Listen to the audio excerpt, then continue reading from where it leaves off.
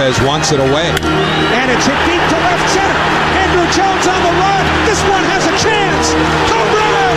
Mike Piazza, and the Mets lead 3-2. Matto behind the net. Sweeps it in front. He's gone! Matto! Stefan Matto! And the Rangers have one more hell of a time, baby! But it's Mount Vancouver! Anthony for three. Puts it in! Next by one with 8.2 remaining! Joe Namath, number 12, has been the one big sidelight.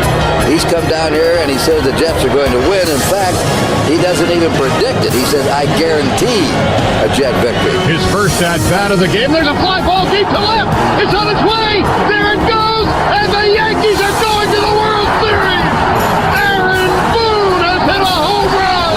The Yankees go to the World Series. This is WHPC Sports Talk on the voice of Nassau Community College, 90.3 WHPC. 4:02. Welcome to WHPC Sports Talk here on the voice of Nassau Community College, 90.3 WHPC on a very busy Monday. We got a full house here. I'm Michael Merlo. I've got Anthony Deus, Ross Levine, Matt Leonard, and Elijah Blain. We have a big game tonight, obviously. Two big games coming up the next 2 days. The Subway Series. The Jets preseason. The Subway Series heads to the Bronx. First off, guys, how are we doing? Awful. I personally want to congratulate Anthony right now. The Yankees won a game! Yeah! Yeah! Here's my thing. Right, like, you go to the game, Anthony is at Paul O'Neill Day, which is so special, retiring a great first baseman. And he's first baseman? What? He didn't play first base? No. Oh, wow, it's a big misjudge on me. Oh, he's an outfield. He's right field. Yeah, my bad. Now, Mike, I guess you're trying to make up for the fact that, Keith Hernandez also got his number retired, and he played first base. He did. Right, he did. So maybe that's where your confusion line. No, honest to God, I did not know he played. I thought he was first baseman, to be completely honest with you. But either way, you do compare it, though, because Paul O'Neill, beloved Yankee, Keith Hernandez, beloved Met, having both of their numbers retired, same year. And Anthony somehow was upset by the day. I don't know if upset. I'd say disappointed. They won the game. Even after a big win, though. You played to win the game. No. You both 1, 2, 3. Elijah, you're good for now. You all need to shut up. What I was trying to say was the ceremony was underwhelming. Okay. I thought it would be a lot more, exciting. It was a very low energy type event. I mean, for the Warrior. This guy put his body out in the line. It was just very boring. Jeter wasn't there, so the crowd wasn't like that. Mo was there, but the whole energy around it wasn't like, at least to me, wasn't so, wow. To be fair, Paul O'Neill is obviously a great Yankee, very beloved in New York, especially by Yankee fans. It's not like you're retiring 2 or 42 that day. I'm aware of that. But it's not like you're retiring Phil Rizzuto's number, who wasn't. That's true. Phil Rizzuto is known for the broadside. No, you're not. I'm not done. I'm not done, Mike. I'm not done. Now, if you'd let me get back to my point here, I'm saying, this guy was a legend in the field. This is a guy that people know. He was the heart. As they said, he was the heartbeat of those '90s Yankee teams. Yes, he was. Him and his 706 OPS was the heartbeat. Enough of Yankee history, please. It's not, Mike. I'm going to throw something at you. I'm not done. I don't care if you're done or not. Listen, Mike. I'm sorry. I didn't compare to your experience at Keith Hernandez's retirement. That's right. Hold on. That's right. You didn't go to the heartbeat of the '86 Mets. Your last championship. You didn't go to that retirement because you had to work, because you chased the bag. And how was the bag? Empty. You made no money in tips. He remembers that day, too. It's great. Sure he does. Hyundai Club's too expensive that day. Tickets were a lot. Lower your expectations. Okay. You're living way above your means. Yes, because he knows how I live. Anyway, enough of that. The one cool thing they did is that they gave... We're still doing this? The one cool thing that they did was they gave him a water cooler that he... I did say that. That was cool. I like that. Then he kicked it over, which was fun. Yeah.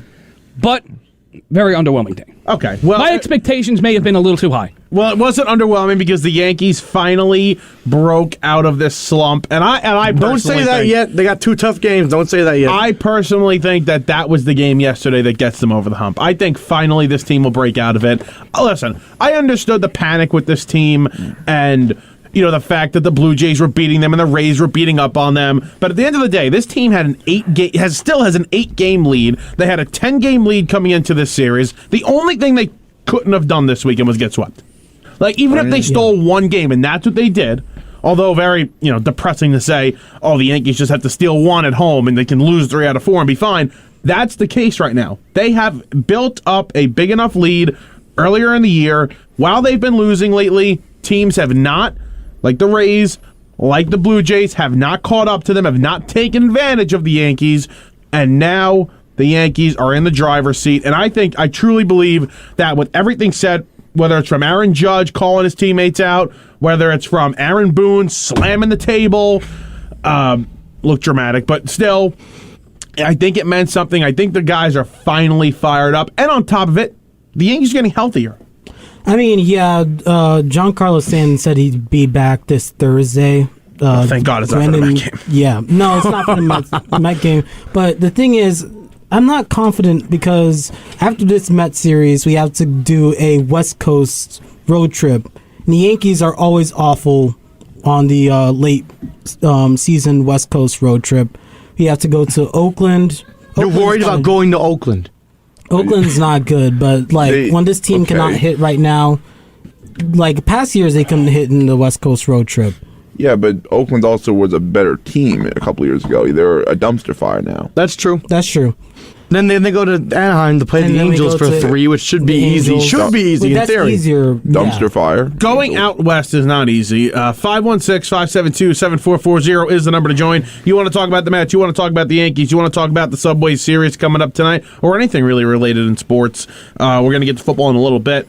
Obviously, the Giants, if you were watching last night, avoided big-time injury with their first-round pick, Kayvon Thibodeau. MCL sprain, 3 to 4 weeks he should miss. There's a chance he's back week 1 for the Titans game, so we'll see what happens there. We're going to get to that in a little bit, though. We're still on the Yankees here. Andrew Benintendi has, and I'm going to put this in quotation marks because I absolutely hate this. I hate it. Yeah. Yankee moment.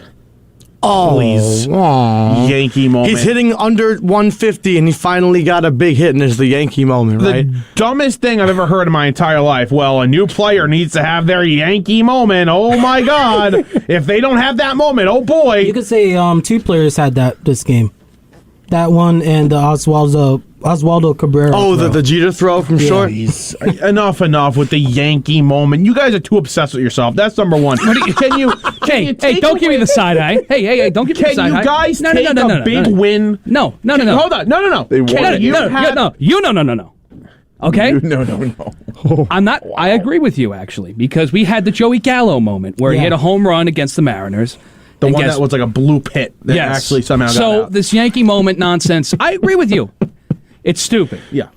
The one thing I do disagree with you is that I feel like there was a collective sigh within the dugout in the stadium when he hit that home run. Like, we're getting over the hump. We're on the right track. And I can agree with that. A new player on this team that was expected to come here and hit finally gets that big hit. So forget about Yankee moment. How about this season moment? How about getting over that hump of where we've had low energy, it's been a really tough stretch, we've been missing guys. This guy who we brought here to give us production offensively has a big hit. Now let's go. Let's build off of this. This is a season moment. This is a season-saving moment possibly for them. You hope it's a seasonal moment. Right. Because everybody thought after the Donaldson walk-off grand slam, that was the moment. And then they lost 3 in a row. That is true. They dropped 3 out of 4. So you have to... you have to back it up. You have to back that up. And, they did not do that against Toronto. Again, very good win. But there's a reason on why they lost 3 out of 4 to Toronto. Toronto was better. I wouldn't even say that right now. It's just right now everybody's better than the Yankees. Yeah, everyone's better. I mean, it's so we'll see if the Yankees will able to build off of it. the reason why people are maybe scared of facing it is because the whole Boone that's slammed the table now. They think now it's going to fire them up. They're going to win 9 out of 11 or whatever. It might happen. I mean, you never know. Aaron Boone hitting a table is going to make this team go on a 10-game winning streak? It might. You never know. They've won a lot earlier in the year. I think the Manoah stuff, it might trigger them, like in their heads, like, okay, now we need to go on a run. Let's talk about that very quickly, though, because Alek Manoah throws a pitch. It hits Aaron Judge yesterday. A little up. It was on a 0-0 count, and there was, a base open, and some people thought it was intentional. Alek Manoah assured everybody it wasn't. I don't care if it was intentional or not. But Garrett Cole runs out of the dugout, and he thought, you know what, since I can't be the stopper on this team, maybe I'll go out there and try and, beat up Alek Manoah, which would not happen, by the way. But either way, Garrett Cole not stepping up Saturday to beat, when you sign an ace, right? Let's forget about the money. When you give, forget about Cole's contract for a second, but when you give a starting pitcher big money, right? You expect that guy to come over and be the ace. You expect that guy to come over and say, you know what, we're in a losing streak. Let's stop this losing streak. That's what they call a stopper.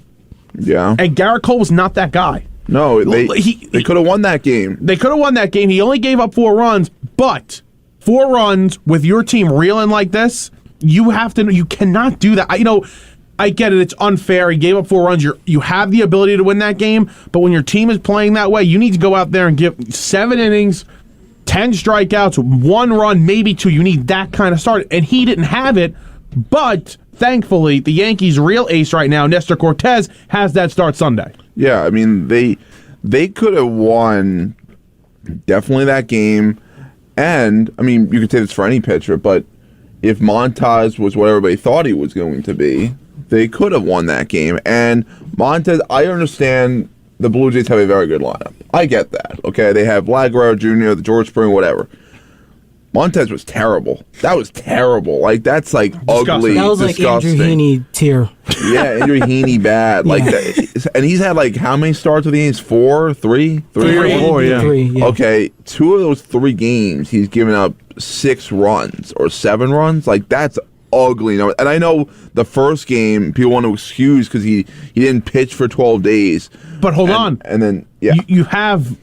And no I'm not excuse. listen, you can't make excuses for that. You can't make excuses, and I'm not saying the trade is bad yet because it's still very early, and he could come out tomorrow and pitch very well against the Mets, and we'll forget about that. But now that you see the next 2 starts, you kind of give him less of a pass in that first game against St. Louis because nothing has changed. If he came out the next 2 starts and was good, or even just okay, you'd say, all right, you know what, he's still coming back. He had an injury. He was out a while. He was on the bereavement list. Fine. Yeah.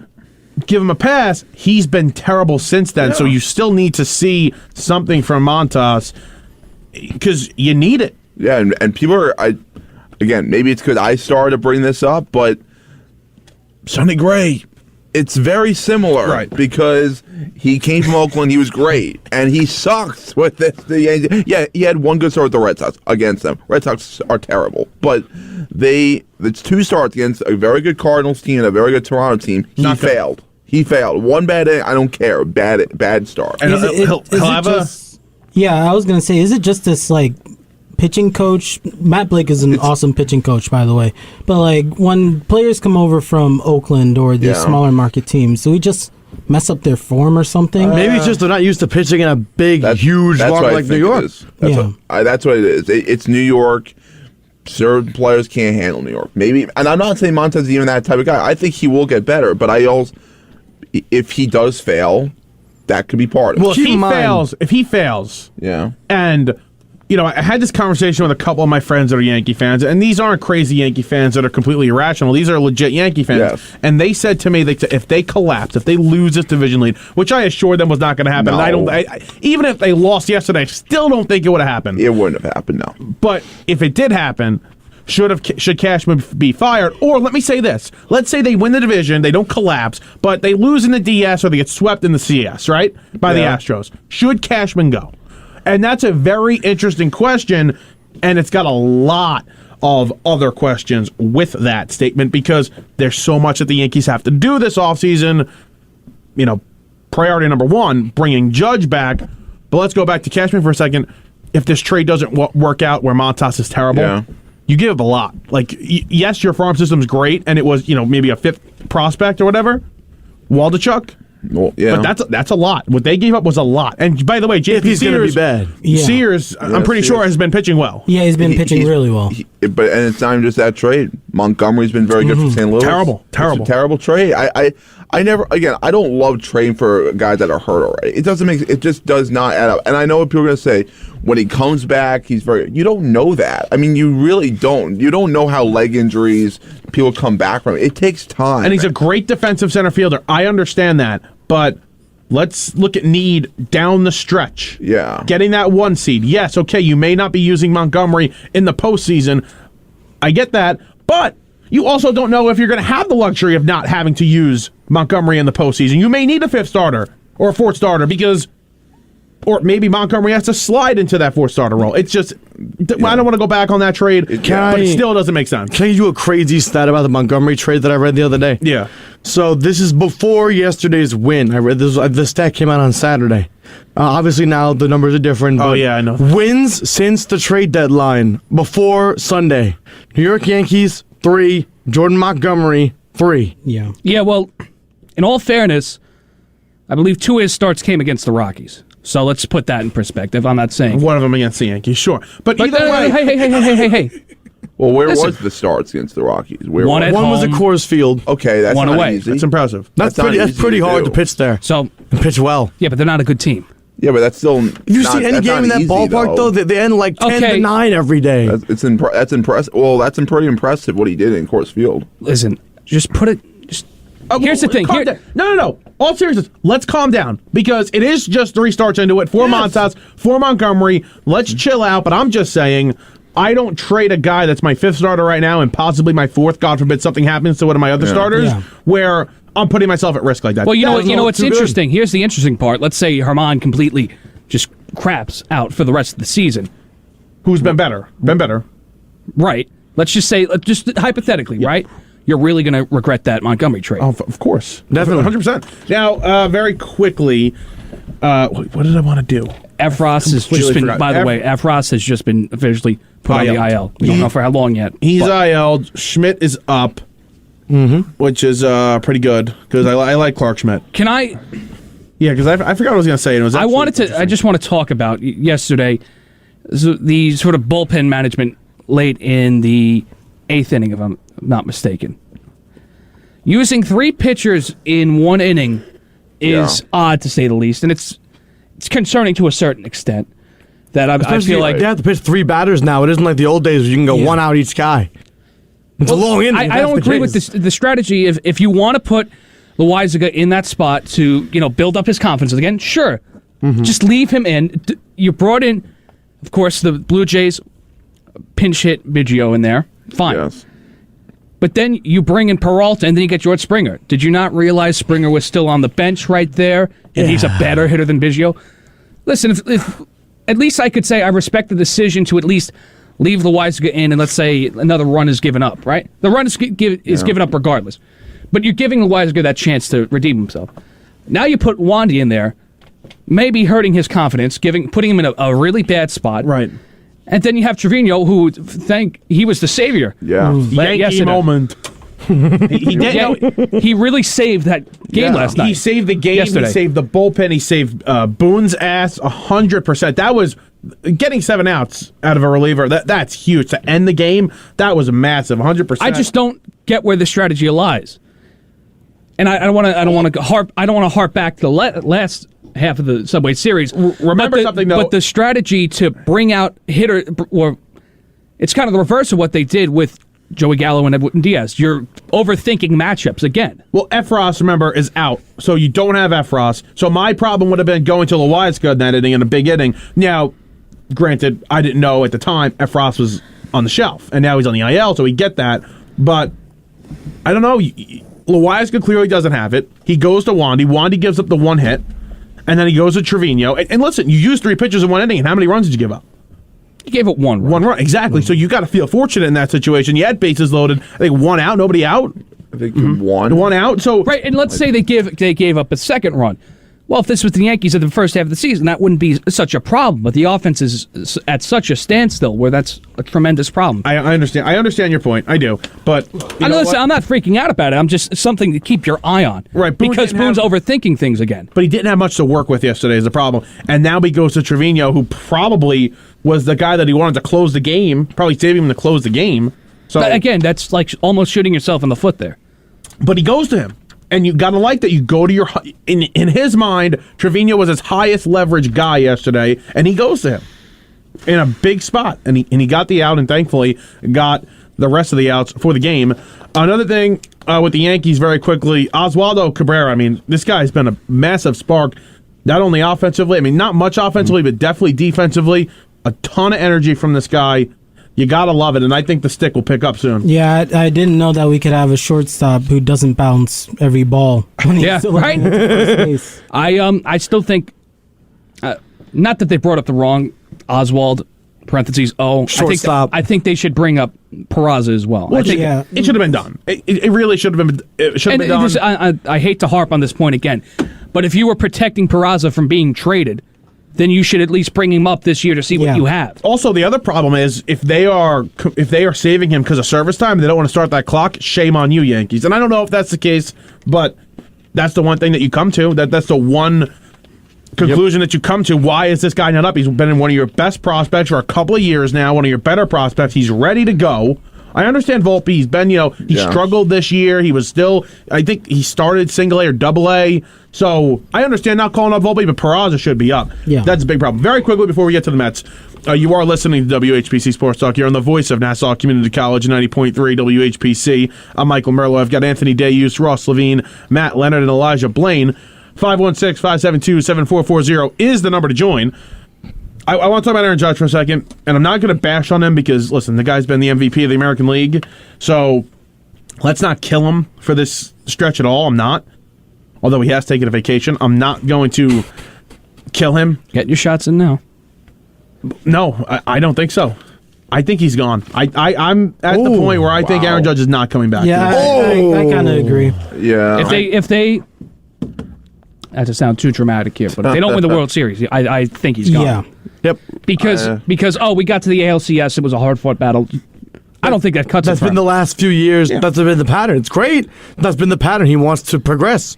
And right now, and I know there's a lot of injuries, but they're going to get smoked by the Astros. Well, yes, I believe. And you're already setting yourself up for him to walk. So if you want to keep sort of the strategy of, all right, well, always next year. There might not be a next year because your big piece is likely out the door. Well, I believe that I think that if they don't win the World Series, he's out. But either way, you got to look at it like this. He has been through the same song and dance every time, every year. And even this, right now, the guy has had no protection in his lineup. I mean, Stanton has been hurt, and he's going to ask himself, how many times since 2017 has this guy, or 2018, has this guy been hurt? He's supposed to be the guy that protects me in this lineup. I'm supposed to protect him in this lineup, and he's not here. So that, to me, I has to make him mad. Has to make him mad. And the other thing, and I went back and forth with a friend about this over the weekend.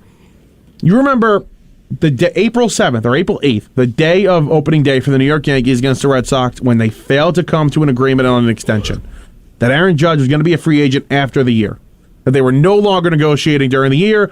Brian Cashman, Hal Steinbrenner, they go to the press conference and they say, this is what we offered him, and this is what he declined. And we've talked about it, but that had to make Aaron Judge mad. Had to make him. So they made it public. They went out of their way to make it public. And and at the time I defended the Yankees. I get it, but after some thought and rethinking it, I've never seen something like that before. Sure, maybe they'll leak it like, oh, this is our offer, and that's fine. The Nationals did that with Soto, and for their fan base to know, listen, we offered him $440 million. What else do you want us to do? Very different number. And I'm sure they're like, all right, whatever. He wants a ton of money that the Nationals can't afford.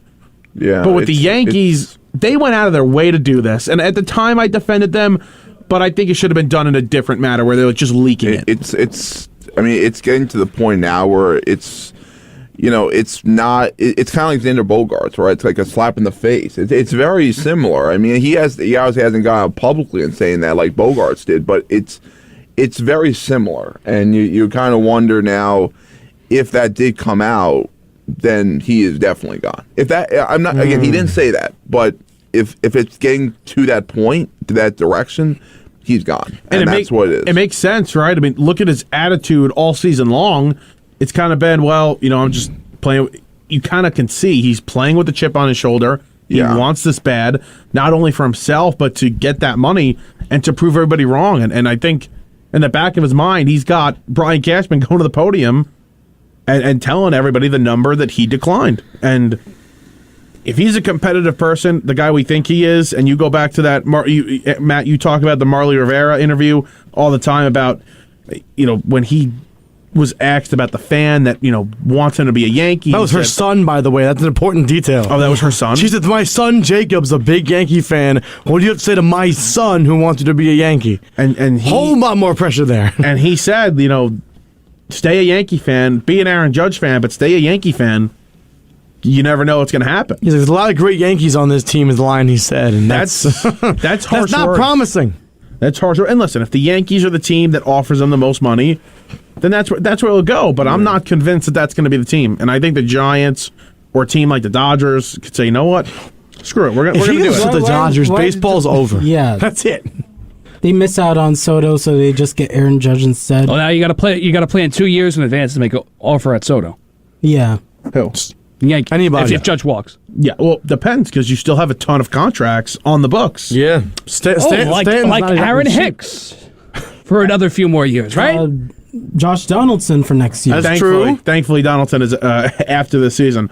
But Stanton's how many more years this team? Like 7? A lot. Stanton's a lot. So we'll see what happens, obviously. Can I give you some news on the NL East? That's not the Mets. Sure. Bryce Harper is headed to AAA tomorrow. He'll play every day, Tuesday through Saturday, and take Sunday off. He could return as soon as next Monday in Arizona. Good for them. I hope he comes back. I really do. Baseball is better when it's good for baseball. Bryce, yeah. And he's on my fantasy team, and I need a playoff push because I'm in 7th. I need to be in 6th, so that would help. And you're no longer playing them. And we don't have to play them. And you know what? That's true. That's very true. I doubt we'll see them in the Mets will see them in the playoffs. I really hope for you guys you play the Phillies in the playoffs. So do I. It'd be a free win. I really hope it's a free win. Well, I'm not only looking at that storyline. I'm actually looking at Syndergaard? The Syndergaard storyline. Oh, Syndergaard would not pitch in that series. If he ducks the Mets in a postseason series. You're telling me they wouldn't even have him come out of the bullpen? Oh, he'd be a bullpen guy, but he's not. He won't pitch in New York. He's afraid. He's not one of their 4 better starters. Yeah, but look at. I don't know if you want to get into the Mets right now. No, we are. But look at the attendance yesterday. Look at that. Yeah, we own this. It's a Mets home game. Yeah, really own the city. I almost went. I was this close to going. Really? My dad was listening. Actually called it off. Yeah, wasn't happy, but it's all right. 516-572-7440 is the number to join. We are going to get into the Mets here. First off, your WHPC weather forecast, powered by Pantano's Gourmet in Hewlett, Uniondale, and Garden City Park. A lot of rain supposed to be today, and whenever I'm supposed to go to work, and it says it's going to rain, it never rains, and it didn't today. So it's supposed to be rain in the forecast. Not really, though. 30% chance later on. It's currently 80 degrees, though. Feels like 84. The low tonight will be 70, and a chance of rain, but only a little bit. In the Bronx, though, that's what we really care about. Oh, yeah.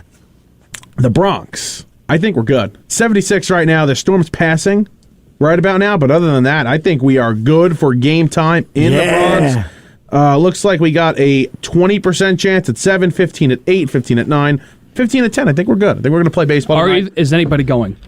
I really thought about it. Tickets dropped down to about $49 today. I really thought about it, but nah. Did they really now? Yeah, they're $49 if you buy them right now.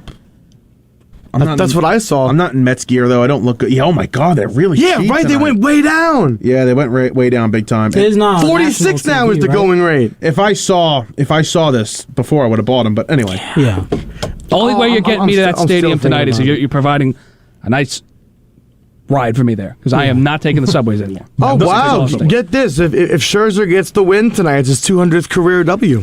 Well, we'll see what happens. I do want to talk about the Mets, though, because they had a signature win yesterday. The Mark Canha game in Philadelphia. We could go through everything they've done against the Phillies. I mean, they're 14-5 against them. They've thrown a combined no-hitter. They scored 7 runs in the 9th inning to come back and beat them. They had a walk-off hit with a game-tying home run from a minor leaguer against them. They come back 3 times in one game to beat them. They've dismantled the Phillies this year. I mean, they've literally made the Phillies look like their little brother. And it's been very fun to see. Love it.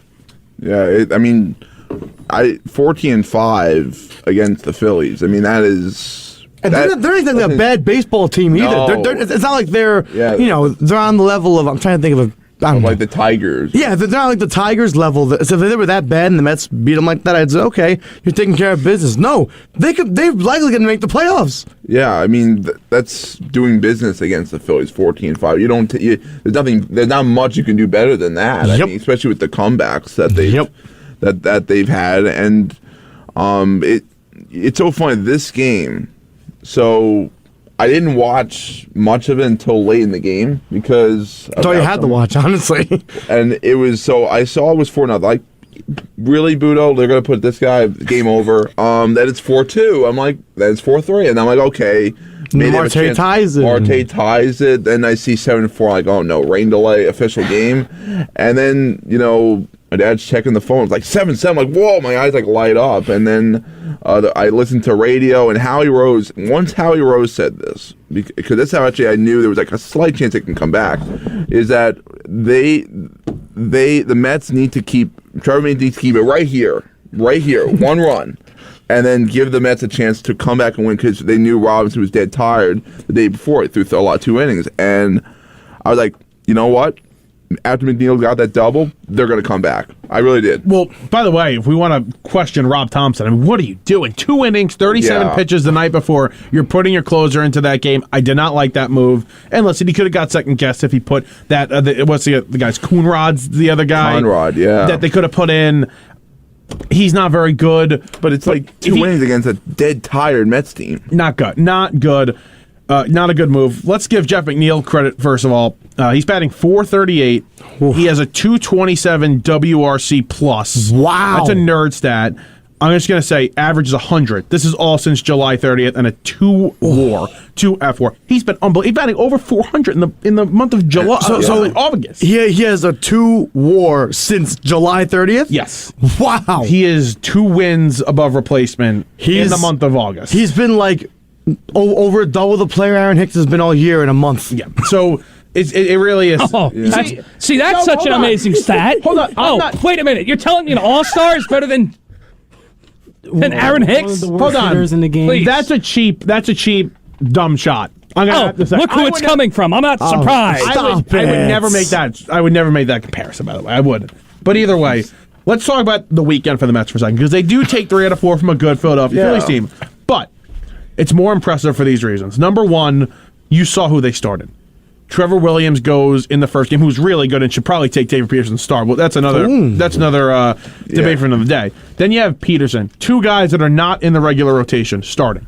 And then Jose Butto, a rookie, who comes up and was terrible. And Buck made a mistake not taking him out before that inning. I completely disagree with that. He gave up 7 runs and wasn't taken out right after that? No. Well, before the Bohm at bat. Oh, for the second Bohm The second he walked Schwarber, he should have been taken out. Again, story for a different day. Then talk about the relievers that were called up, brought into this game, specifically Eric Fisher, what a fantastic story this is. A guy that was a banker at this time last season. Now he's pitching in a big game for the Mets, gives them 3 scoreless. Huge saves the bullpen, which was already overworked, and they're able to go to guys like... By the way, hold on 1 second. I think I'd rather Givens than May in that spot yesterday. Absolutely. Wow. I think so. The last couple of times, Givens had a great outing against Atlanta in the last game of that show. Insane. He struck out the side or went 1, 2, 3 easily. Struck out the side against the heart of their order. So I would have went to Givens over May in that situation. Again, discussion for a different day. But look at the pitchers the Mets had to use, not only to start the games, but in the bullpen. They're able to take 3 out of 4 against a really good team. Very, very impressive. And on top of the injuries they've dealt with, no Guillorme, no Escobar, no Walker, no Carrasco. Yeah, and the big thing, too, is that the guy that the Mets did nothing against, David Robertson, they actually put damage on the guy, and that was big too because he dominated them the few times he's played them. And on top of it, they could have said when they were down even 4-0, this game's over, we'll fine with a split. Exactly. And they didn't do that, and you got to give them credit for that. And the guy that I was actually very impressed with this whole pitching, even though not a surprise, he's unbelievable, Chris Bassett, because Chris Bassett did not have his best stuff, and he was great. He could have blown up. They were up 5-0. They could have blew that. If that was years ago, the Mets blow that game. And honestly, I don't think the Mets come back yesterday if that was the last year's team. Oh, my God. This is no chance. This year's magical team they have right now. And Bassett's the definition of a bulldog. He puts his head down, he goes. And he's been great for this team all season long. And McNeil made some great plays defensively, outstanding plays. The play that it ended up not mattering because they lose the game anyway, but that play against Realmuto with the bases loaded, I mean, it's still a 3-1, 4-1 game. It's a close game still. It was a lot closer than that. It was 3-1. It felt like a blowout, and they still had the tying run to the play in the ninth thing. I know it didn't work out, but still. I said this too. The last two games of that series where they lose the nightcap of the doubleheader on Saturday, and then Sunday, the amount of guys they left on base, especially Sunday, and I said they did not deserve to win Sunday's game with the amount of guys they left on base. There were multiple innings where they had multiple guys on, one out, and they couldn't come through. So it almost felt like they were going to lose that because you had the opportunities and you didn't get them. Yeah, but there's just no quit in this baseball team. Yeah, and you know the Braves finally lose a game yesterday, which is that's finally because they keep winning. And by the way, I keep saying about the whole division thing. I understand it's important to win your division, but it's not. If the Mets lose this division, it's not because of the Mets. It's because the Braves are unbelievable. That's what it is. I do want to get to this because I'm thinking about this all weekend long. After the Braves win 2 games in a row, they come back on Saturday night to beat the Astros. Yeah, and that's when I was like, the Braves are just better than the Astros. I don't know why we expected the Astros to come in here and just roll all over them, and I didn't think that, but Met fans did. But the Mets are having a magical season. We've been talking about it. It's arguably their second. I think it's their second best season of all time, record-wise. It could be possibly, their best one if they continue to win at the rate they are. What would the first be?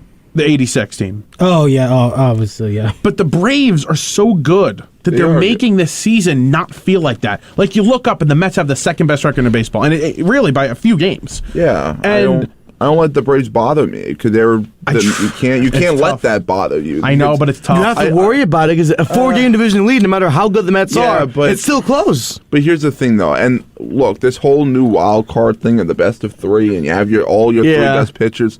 Here's my thing about this: if you can't win that wild card round, you don't deserve to go far. Okay, that's my thing. Okay, so this whole division thing, as important as it is, the Mets could win 100 games, and they still may not win the division. It's very possible that could happen, and you can't blame the Mets for that. The Braves are an unbelievable team, and there's certain little things here that the Mets need to get to be the Braves. First, bullpen. Braves have a very good bullpen. Mets need to get a little bit of that. They have Edwin Diaz. Great. They need a few more. Offensively, Braves I still think are a little bit better. Sure. They're a little bit better. Mets can maybe get another batter or two. Outside of that, they're neck and neck with the Braves, maybe even a little bit better than the Braves. The starting pitching, I think, for the Mets is, you could say it's flat out far ahead. It's far better, but there's a couple of things that they could improve on, tweak things that could make it better than the Braves. Are neck and neck with the Braves. You're never gonna be fully better than them. Atlanta's the 3rd best team in baseball, and it's very close to being second with the Mets. That's just what they are. They've been unbelievable this season. Diaz also very impressive yesterday. 2019 Diaz blows that save. Oh yeah, and. Even we've seen Diaz in the past, even this season, a couple games early where he blew the save, but he didn't lose the game. Yeah, against the Cardinals. Yeah, against the Cardinals, against I think it was the Diamondbacks early, but they didn't lose the game because of him, but he blew the save. Yesterday kind of felt like that, but I don't know.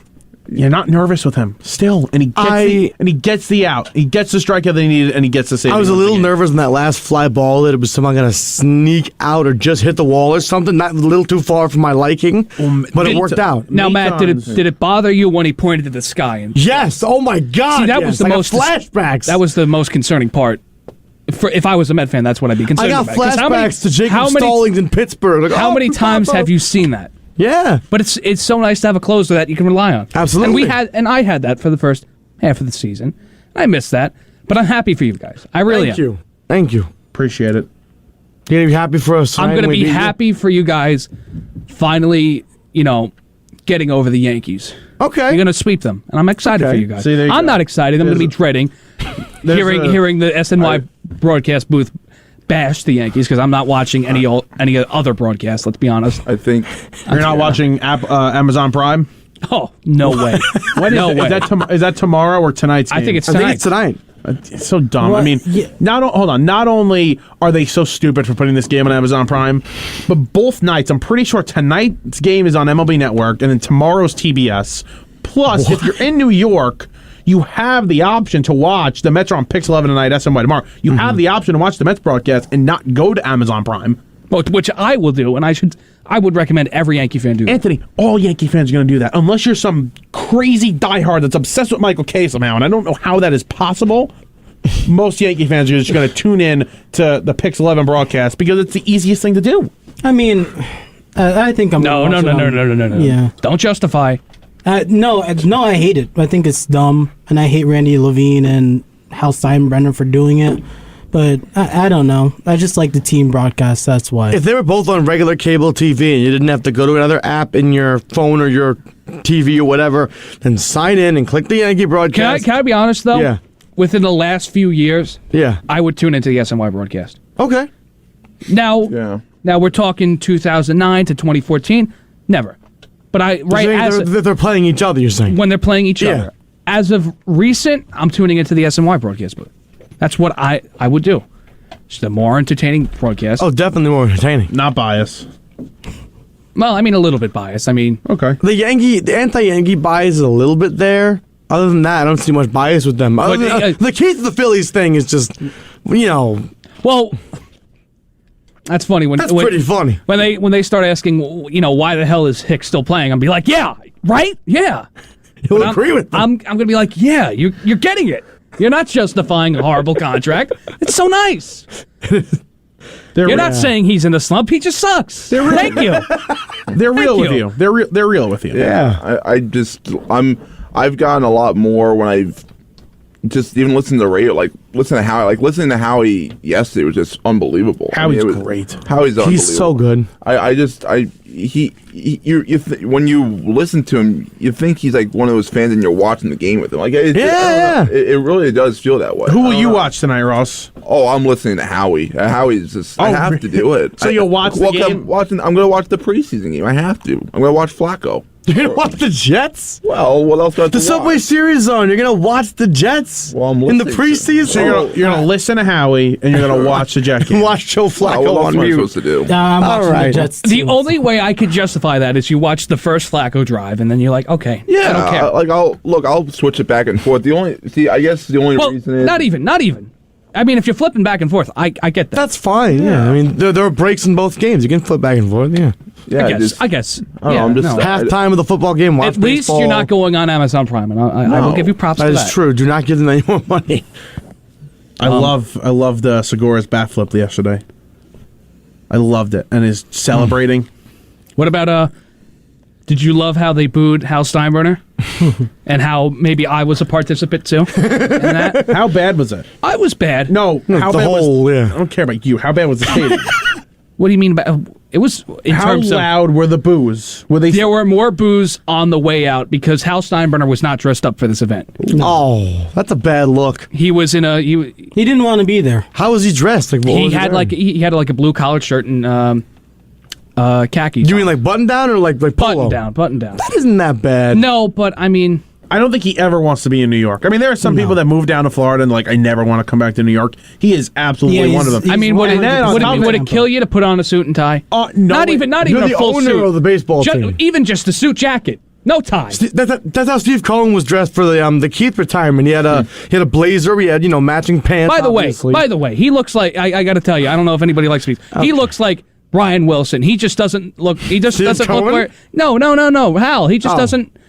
It's like not there. I mean, this was Boys guy? this was like We're the not talking about the Giants pitcher with the beard. Yeah, this was like the big event, And, I mean, to say everybody except, Don Sterling looked disinterested, I would say, yeah. And besides the players and the family, of course, and the fans. I mean, you couldn't get your stuff. Jeter wasn't there. I just don't know why. Well, that's a fair point. Not a good look. If it was a guy he didn't play with, I would kind of excuse it. But he played with Paul O'Neill forever. Yeah. Well, also, Jeter just seems like the type of guy that, and I don't know, I felt like this when he retired. He kind of just felt like he wasn't going to be totally involved with the Yankees anymore. It's kind of like what Michael Jordan did when he retired. Disappeared for a few years, then resurfaced and bought a team. It's exactly the same thing. He disappeared because he had beef with Krause. Just come out and say, I do not like Brian Cashman. Well, he does not like Brian Cashman. Yeah. We know he never said it. We know he doesn't like Brian Cashman. Say it. Cashman told him to go find a better offer when he became a free agent, his last contract. He said, go find a better offer. And he couldn't. He does not like Cashman. We know that. But you can't come back and be there for your former teammate. Come on. They're not retiring Cashman's number. It's Paul O'Neill's number. Right. Mm-hmm. And by the way, Hal Steinbrenner, he knew exactly what he was walking into yesterday. And there were more boos when he was walking away. He knew exactly what he was walking into yesterday. Ooh. Rightfully so. I have an interesting question for you about the Hal Steinbrenner booing, sure. Right? What do you think was the worst booing, the more loud boos? Hal Steinbrenner or when the Giants retired Eli's number and the Maras came out? Definitely the Maras. Okay. Yeah, definitely. I would say definitely because there are still fans that are... I mean, I guarantee you there are Yankee fans that don't know George Steinbrenner is still running the team. I think there are Yankee fans that stupid. Stephen A. Smith. Well, that's Hank. Still, I'm sure he didn't go, George would not want this. There are... I would say there are Yankee fans that think... Or, I won't go to that extreme. I think there are Yankee fans that still think that Hal has the same pedigree as George. Oh, not even I think there are some Yankee fans that think that. That is sad. Do you want the lineups before we go to football? Get the lineups. I'll get the Yankee lineup. I'll get the Met lineup. Okay. Leading off, the home run hitter, the home run king, Andrew Benintendi in left field. Aaron Judge in center field. Anthony Rizzo at first. The DH, DJ LeMahieu, batting fourth, which I do not hate. Weird, but regardless. It is weird. Batting fifth, playing third base, Josh Donaldson. At second base, Cabrera. Behind the dish, Jose Trevino. Unfortunately, playing shortstop, Isaiah Kiner-Falefa. And why the hell are we still batting him? In right field, Marwin Gonzalez with Domingo Germán on the mound. Would you rather Gonzalez or Hicks? You pick. Probably Gonzalez. Yeah. I'd rather have, I'd rather have Florial because you bring him up and you're still screwing with the prospects. Yeah. Why? Here we go. The Met lineup. Brandon Nimmo leading off and playing center field. Batting second, Starling Marte. Batting third and playing short, Francisco Lindor. I don't really have to go through the top four. You know what the top four is. Pete Alonso is batting cleanup and playing first. Daniel Vogelbach fifth. Jeff McNeil second at second. Sorry. Jeff McNeil sixth, batting second. Wait, what? You're acting like playing second base. You're acting like Mickey Callaway. I know. Batting seventh and playing left, Mark Canha. Batting eighth, playing third, Brett Beatty. And doing the catching tonight for Max Scherzer is James McCann. Bold prediction, Beatty's going yard tonight. Very bold. I'm calling it on the air. Beatty's going yard tonight. Bet it. All right, here we go. 516-572-7440 is the number to join. I'm Michael Merlo. I've got Anthony Deus, Ross Levine, Matt Leonard, and Elijah Blain. We're going to get some football here. The Jets do play tonight. Not much that I'm looking for other than everybody staying healthy. I mean, Flacco's going to start this game. Obviously, we know Wilson is out. He's going to be out a couple more weeks. So stay healthy, look competent, and that's really it. I mean, the receiving core on this team should be very good, and I'm very excited to see what this Jet team can do. I think they're going to be the better team in New York, but unfortunately, the other team in New York, the New York Giants, they are, Russ, they are at the point of becoming extinct. What I mean by that is they are becoming so irrelevant to the rest of the league. If they don't have what we consider a productive year this year and then go into next year and really start building something, this team is going to be getting to the point where they are one of the irrelevant teams in the National Football League if they're not there already. I mean, they did win the game. I mean, I know preseason. I know, but like I know, but like there were some good signs. I mean, That is true. There were good signs. There's one big bad sign though, unfortunately. No, yeah. Hold on. Are you talking? Are you really going to start with the interception? No, I'm talking That's about not Kayvon his fault. Thibodeau. Okay. Yeah. That's a bad thing to happen. Yeah, he'll be back. He'll be back. He will, but that's not good. No, it's not good. And look, by the way, in terms of this season, I said I want to win 2 games. I wanted that. I wanted the first overall Are you pick. still saying that? Oh, absolutely. You want 0 now? I want 0. Well, I don't want 0, but I want like 1 or 2 wins. Let's put it this way, okay?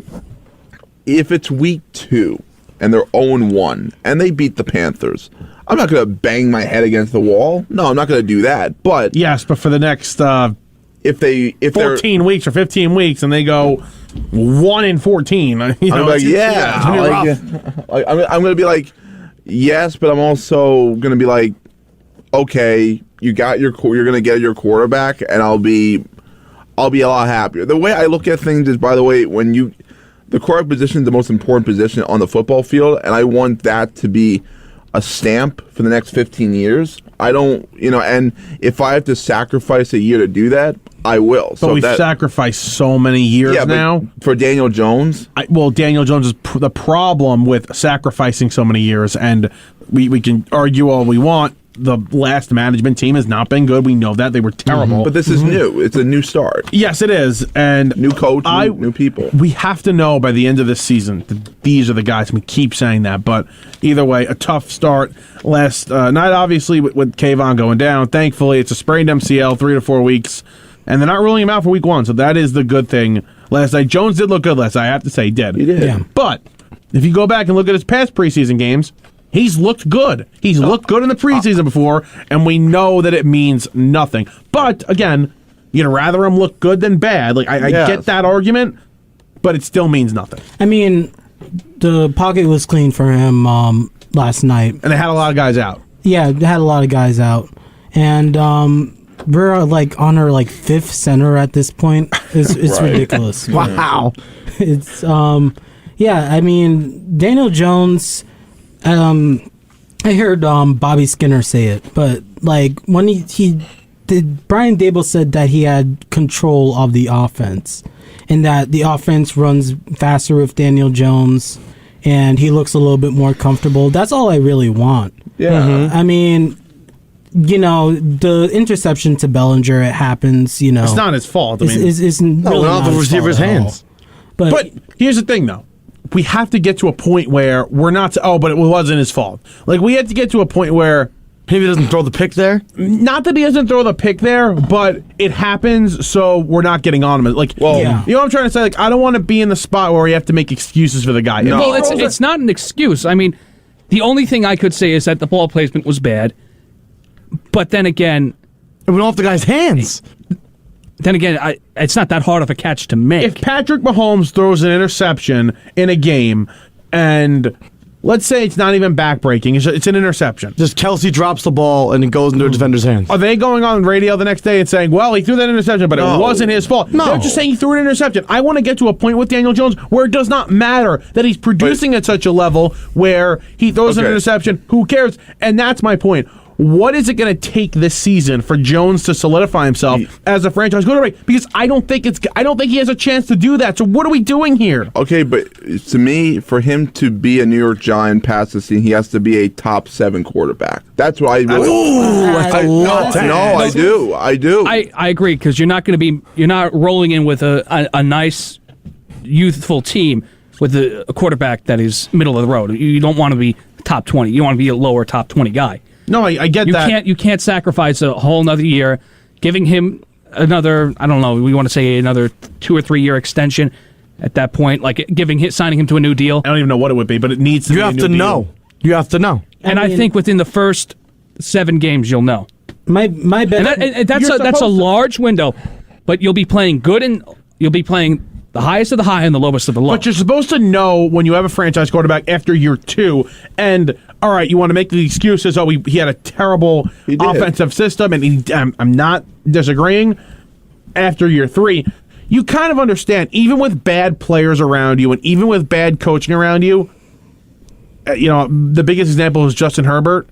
and he did have better players, but the coaching was terrible and the offensive line was terrible, and you see something. And you don't see anything with this kid. You don't. And look, I'm not going to hold a table for Daniel Jones in terms of like, this is my guy and that's it. No, I don't think he is the quarterback. So I'm not exactly going to be, screaming into the TV because I already know he's not the guy. Let's be honest. But at some point you have to face facts. And look, in terms of Daniel Jones, in terms of him as a Giant first few years, yes, the offensive line's been bad. There's been horrible coaching, absolutely. But guess what? Life isn't always fair in the NFL. And you know what? Daniel Jones, he was put in a bad spot. There's no argument about that. You could thank Gettleman for that. You could thank John Mara for that and the rest of the people around there. However, even if that's the case and you want to make those excuses, there's new coaching. They didn't draft Daniel Jones. So from that point alone, they're probably going to take another quarterback, their own quarterback, which is what usually happens. And I expect if everything breaks right for the Giants, they will be a very good team in 2024. It's not going to happen this year. It's not going to happen next year. And I think when that new quarterback comes in, year 2, you will see a big difference. Right now, it will not happen. I just hope they keep Dable for 4 or 5 years. But that's also the other thing, because you look at the way NFL franchises have been run the past few years, and you're impatient with your head coaches, and you're getting impatient with general managers. You're getting almost to a point impatient with quarterbacks. So is Daboll going to be able to see this thing through? If the next 2 seasons aren't where you want it, can Daboll see the next 3 to 4 years? You have to give him that chance, though. I agree, but what if it gets to a point where it's so bad, like it was with Judge? We thought Judge was going to be able to see at least 3 years, and he only got 2. Okay, but you cannot keep changing coaches. General managers, look, they gave Gettleman 4 years. That's enough time. But the head coaching, you can't keep changing after 2 years.